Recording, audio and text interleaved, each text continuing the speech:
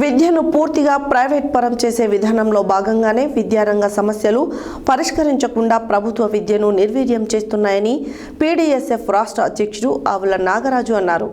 ఆదివారం సూర్యాపేటలోని పీడీఎస్ఎఫ్ కార్యాలయంలో కరపత్రాలు ఆవిష్కరణ చేయడం జరిగింది. ఈ సందర్భంగా ఆయన మాట్లాడారు. ఆదివారం సూర్యాపేటలోని పీడీఎస్ఎఫ్ కార్యాలయంలో కరపత్రాలు ఆవిష్కరణ చేయడం జరిగింది. ఈ సందర్భంగా పీడీఎస్ఎఫ్ రాష్ట్ర అధ్యక్షుడు ఆవుల నాగరాజు మాట్లాడుతూ, త్యాగాలు చేసి సాధించుకున్న తెలంగాణలో 10 ఏళ్లు గడిచినా విద్యా ఉద్యోగాలు కావాలన్న ఆకాంక్ష నెరవేరలేదన్నారు.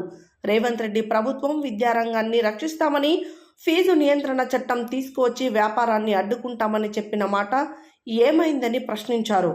ప్రభుత్వం అండతోటి మాఫియాగా మారిన ప్రైవేట్ కార్పొరేట్ విద్యా సంస్థలు లక్షల రూపాయల ఫీజులు వసూలు చేస్తున్నాయని తెలిపారు.